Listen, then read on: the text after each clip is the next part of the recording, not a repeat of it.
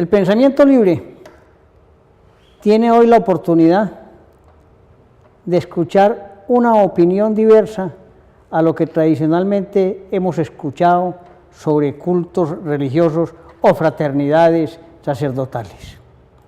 En el año 91, la Constitución Nacional cambió. La Constituyente produjo un cambio sustancial en Colombia. Cada año se encomendaba el país al Sagrado Corazón, y eso ocurrió hasta el año 1991, cuando se permitió la libertad de cultos y se permitió la multiplicidad de sectas religiosas, denomínense como se denominen. Y también se permitió que, respetando la normatividad, las leyes, tuvieran todas esas culturas religiosas la posibilidad de generar y buscar adeptos de acuerdo con sus expresiones de cada ser humano existente en Colombia. Le aclaro e invito hoy entonces a Monseñor Jorge Albeiro Taborda Agudelo, que hace parte de una fraternidad religiosa diferente a la Iglesia Católica Apostólica Romana, denominada María Reina de los Apóstoles. ¿Y por qué? Se preguntarán ustedes, televidentes, lo invito hoy precisamente a él, para que hablemos de las religiones, aunque recuerdo que a mí siempre me han dicho, no hable de política ni de religión porque usted no se pondrá de acuerdo. No obstante, el pensamiento libre es una expresión absolutamente valiosa del pensamiento, y quiero hoy, en este conversatorio, que los colombianos que nos ven tengan una opinión diversa, aclarándole, aunque estoy extenso en el saludo, que soy de formación jesuítica, del Colegio San Ignacio, y que respeto profundamente a nuestra entidad y a la Iglesia Católica. Pero respeto, y por eso lo invito, para que nos cuente, Monseñor, cuál es su iglesia y cuál es la diferencia que tenemos con la Iglesia Católica. Muchas gracias, doctor, por la invitación que me han hecho al programa. Bueno, como tú dijiste al principio, yo soy Monseñor Jorge Albeiro Taborda Agudelo. Yo soy arzobispo de la Fraternidad Sacerdotal María Reina de los Apóstoles de la Iglesia Veterocatólica. Por ende, nosotros somos católicos también, no romanos, como dijiste tú, y la Iglesia surge a partir del Concilio Vaticano I, que convoca al Papa Pío IX desde el año 1869 a 1870, cuando él lo clausura en octubre. Y ya la Iglesia surge, ¿por qué? ¿Por qué se divide, diríamos nosotros, de la Iglesia Madre? Tú dices ahora, yo tengo formación jesuita, yo también tengo formación religiosa, ¿no es cierto? Toda mi fraternidad sacerdotal venimos de Roma, hemos estudiado en seminarios, en la universidad, colegios religiosos manejados por franciscanos o religiosas también. La iglesia nuestra surge de ese concilio vaticano convocado por el Papa Pío IX, precisamente porque en la cuarta sesión que se hizo el 18 de julio de 1870 se habla de la infalibilidad papal. La iglesia, que fue de Alemania, Suiza, los Países Bajos, deciden separarse, retirarse en ciertos teólogos porque ellos no admiten la infalibilidad papal. Ellos dicen, no, solamente el Papa es infalible, es cátedra, cuando él habla. Entonces ellos dicen, no, infalible es el Espíritu Santo, él es un hombre como cualquiera. ¿Qué hace la Iglesia Veterocatólica en este caso? Porque también nosotros tenemos comunión con la Iglesia Anglicana y tenemos comunión con la Iglesia Ortodoxa. Lo único que nosotros no aceptamos es cuando él dice, aquí hay que obedecer en dogma de fe lo que se dice. Entonces ellos dijeron, no, porque es que él es el Papa y también se puede equivocar como cualquier ser humano. Ahí es donde surge esa división. Nosotros como iglesia, en mi caso de nuestra fraternidad sacerdotal, siendo católica independiente, que no dependemos de la curia de Medellín ni dependemos del Papa, nosotros aceptamos los dogmas, incluyendo, porque a mí me critican que por qué yo acepto la infalibilidad papal, yo siendo un obispo independiente, ¿por qué lo acepto? Mire, es que hay que saber entender en qué contexto sucedió eso. Sabemos que el Papa cuando habla es cátedra, él está instruyendo a la cristiandad. La Iglesia nuestra lo mira como el primus inter pares, el primero entre iguales, y recordemos que él es el obispo de Roma. Por lo tanto, nosotros a él lo miramos con respeto, con admiración, porque más el Papa Francisco, en este caso el que está ahorita gobernando la Iglesia Católica Apostólica Romana, es un ser maravilloso, es un ser que nosotros respetamos, es un líder internacional, primero porque es latino, primero porque el Papa que tenemos ahora es un hombre que busca la unidad de la Iglesia, y nuestra Iglesia respeta, siempre hemos respetado la autoridad papal, siempre en la Iglesia lo hemos hecho. Usted está hablando de la infalibilidad del Papa. Le voy a preguntar, monseñor, si casi todos los dogmas se aceptan de la Iglesia Católica Romana, ¿por qué siguen divididos? Sí. Bueno, la pregunta es muy interesante.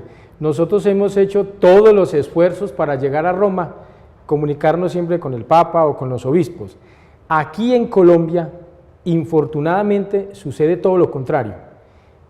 Desde el Concilio Vaticano II, recordemos con Juan XXIII que lo convocó y lo terminó Pablo VI, el Papa Pablo VI fue el primero que invitó al patriarca ortodoxo griego al encuentro ecuménico con él, y desde ese tiempo empezaron los encuentros ecuménicos. Entonces, nosotros aceptamos eso, pero lo que pasa aquí en Colombia, estoy hablando específicamente de Colombia, y como este es pensamiento libre lo puedo expresar.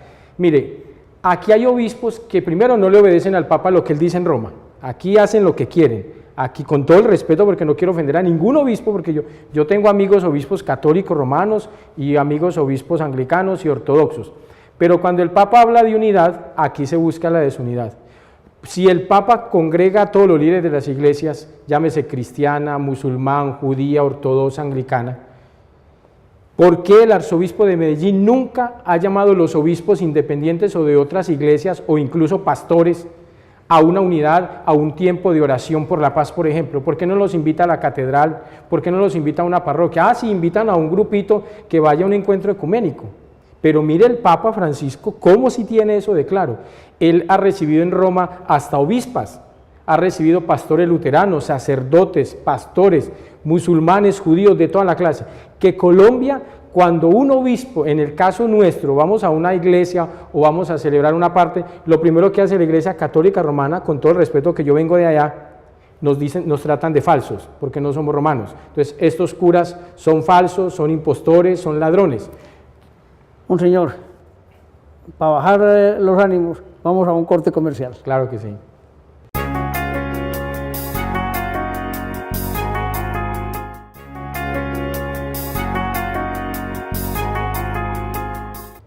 Monseñor, entiendo su exposición y la diferencia que pueda tener con el arzobispo, pero precisamente cuando estamos hoy en Colombia, en un proceso de construcción de unidad, espero que pueda usted tener la oportunidad de conversar con el señor arzobispo y limar esas asperezas para que ayuden a que la gente los comprenda más y logremos una unidad también espiritual. Le voy a preguntar, ¿cuántas sedes tiene la iglesia que usted representa en Colombia? Bueno, nosotros tenemos 25 capillas ya construidas. Está la sede nuestra en San Cristóbal, en el corregimiento, que allá está la sede de María Santificadora, se llama la capilla, que preside el padre Juan Pablo Callejas. Tenemos comunidad en Girardota, en la vereda de la Loma Los Bernal, tenemos en Santa Rosa de Osos, en otra vereda con el padre John, tenemos en La Maruchenga, tenemos parroquia también, tenemos en Cartago, tenemos en Buga, tenemos en Bogotá. La idea es extendernos en muchas partes, por todos son 25 los sacerdotes y tenemos religiosos también.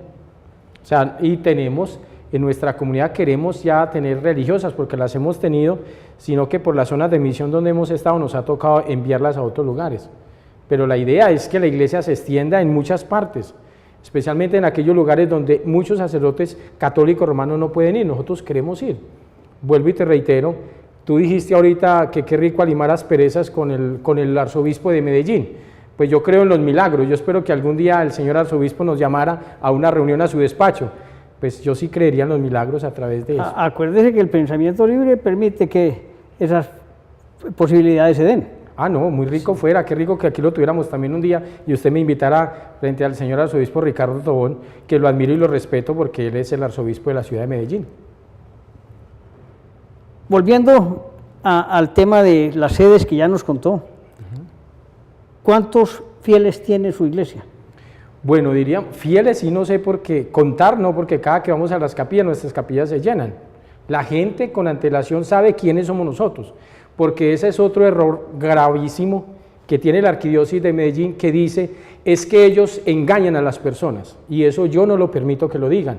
¿Por qué? Porque es que desde que nosotros nos ordenamos sacerdotes, la gente sabe desde el inicio, desde nuestro seminario, porque nosotros también tenemos seminario mayor, la gente sabe que nosotros somos independientes, y la gente que está en nuestras comunidades saben quiénes somos nosotros. Por eso cuando el arzobispo o un sacerdote dice, esos sacerdotes son falsos, para que a usted le digan falso en la iglesia católica, llámese cual llame, usted tiene que tener sucesión apostólica.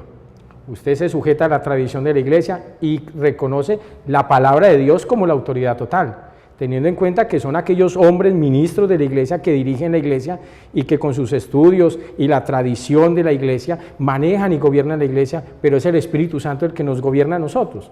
Entonces, para que el arzobispo de Medellín, que en este caso él lo ha dicho, y otros sacerdotes han dicho, esos son obispos falsos, esos son sacerdotes falsos, entonces estamos contradiciendo al Papa Francisco o al Papa Juan Pablo II cuando se reunía, o al Papa Benedicto, y en este caso al Papa Francisco cuando convoca a las iglesias católicas, independientes, anglicanas y hasta los pastores de las iglesias cristianas, la iglesia musulmana, la iglesia judía, entonces todos son falsos. Un señor,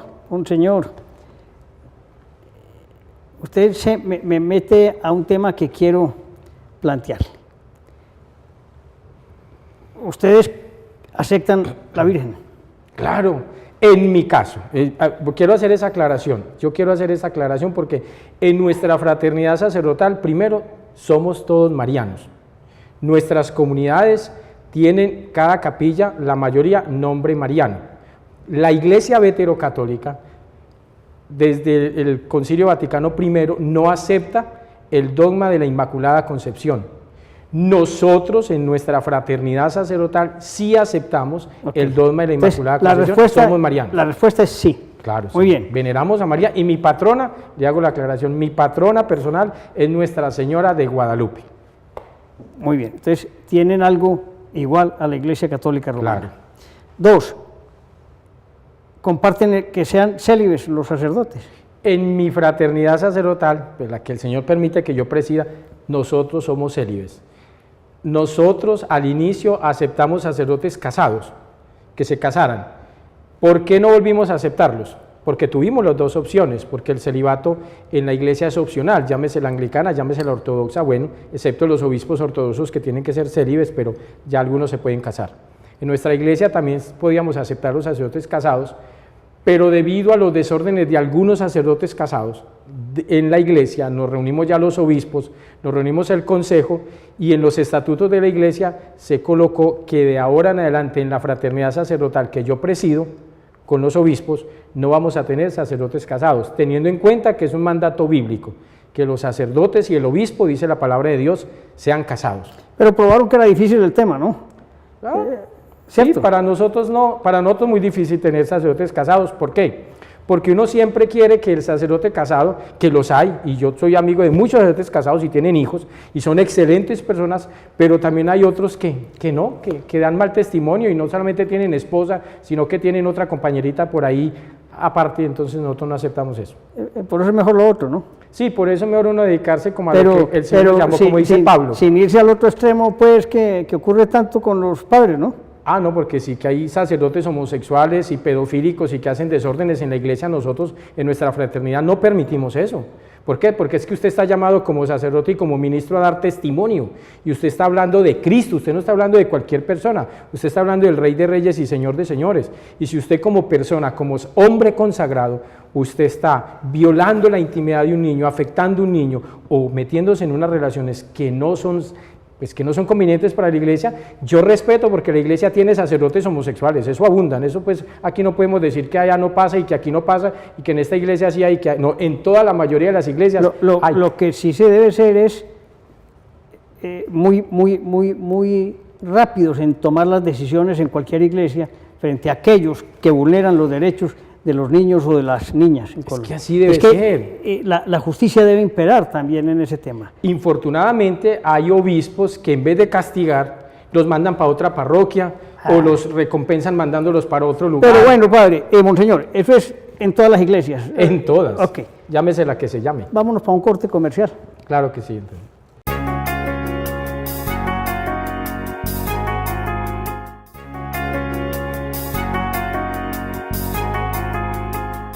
Monseñor,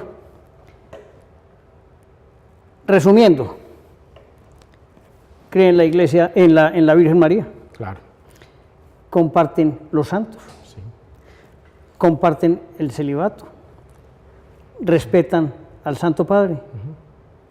Entonces, ¿dónde estriba la diferencia entre estas dos iglesias? Bueno, la diferencia, el celibato es uno. O sea, que el celibato en la iglesia es opcional. Hay sacerdotes que se pueden casar o estando en la iglesia como ministros después se pueden casar. Nosotros tenemos en nuestra fraternidad, ya dije al principio que el celibato está con nosotros después de haber tenido una experiencia con sacerdotes casados. Esa es una diferencia entre la Iglesia Católica Romana y nosotros, que la Iglesia Católica Romana tiene el diaconado permanente, que son personas casadas, señores casados que ejercen su ministerio, hacen todo lo del diácono menos consagrar y confesar. Nosotros tenemos las dos opciones en muchas iglesias hermanas.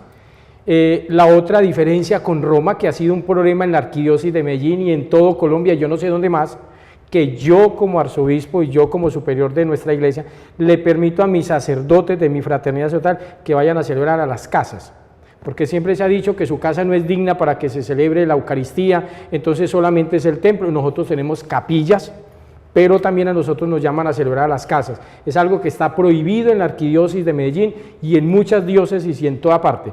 Nosotros, en nuestro caso, como la gente sabe quiénes somos nosotros, los sacerdotes de mi fraternidad pueden ir a celebrar a las casas. ¿Por qué? Porque tienen su credencial, la pueden mostrar, no son sacerdotes falsos. Por eso, si alguien cree que es un sacerdote falso, pues que se comunique con nosotros. Porque si van a llamar a la curia de Medellín, a la arquidiócesis, y van a preguntar por Monseñor Jorge Albeiro Taborda, allá le van a decir, no, ese señor no existe, o sea, señor es falso.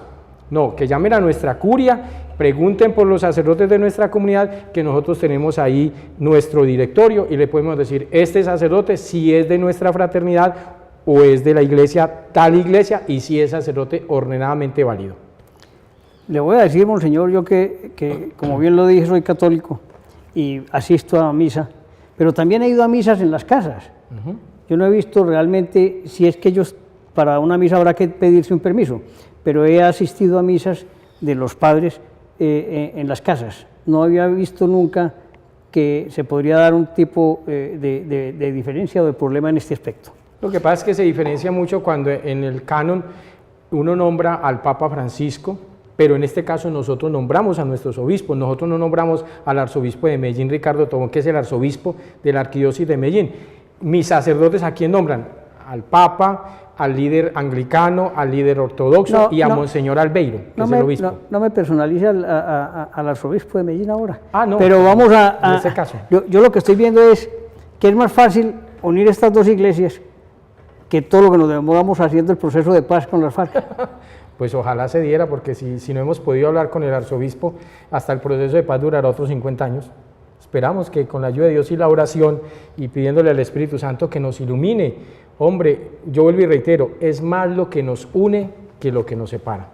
Ojalá con la ayuda de Dios y María Santísima lo podamos lograr algún día, de unirnos y trabajar, porque aquí se mira mucho el celo. Se mira el celo con el otro. Entonces padre, nosotros por ejemplo hacemos misas de sanación, que esa es otra diferencia, que ya el arzobispo las prohibió y en muchas partes las quitaron. Nosotros hacemos misas de sanación, aunque la Eucaristía es todos los días, usted en la Eucaristía de sanación, pero en este caso nosotros hacemos algo especial porque oramos, porque ungimos, ¿cierto?